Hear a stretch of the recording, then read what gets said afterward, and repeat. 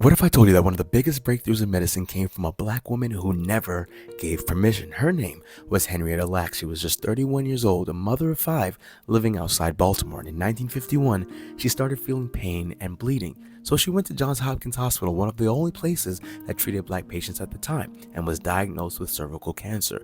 But here's what they didn't tell her. While treating her, doctors took a piece of her tumor without asking. They gave that sample to researchers, and that's when everything changed. Henrietta's cells did something no other human cells had ever done.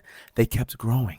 They kept doubling, surviving in labs long after her death, and those cells, now known as HeLa cells, would become the foundation of modern medicine. They helped create the polio vaccine, they powered cancer research, they led to treatments for HIV, Parkinson's, even COVID-19. They've been to space, patented, sold, multiplied into the billions, and her family didn't find out until 20 years later. For decades, no one told them, no one asked, no one paid. Scientists got rich, pharmaceutical companies made millions, and Henrietta's name was left behind. This wasn't a one-time betrayal. It's part of a longer legacy of black patients being used, studied, but not always protected, of consent not being seen as necessary, of families grieving while corporations profited. Henrietta Lacks should be remembered not just for her cells, but for her story. She didn't volunteer to change the world, but she did.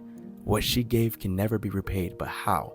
How we tell her story and who benefits from her legacy, that part is still in our hands. Healing starts with knowing. Follow for more.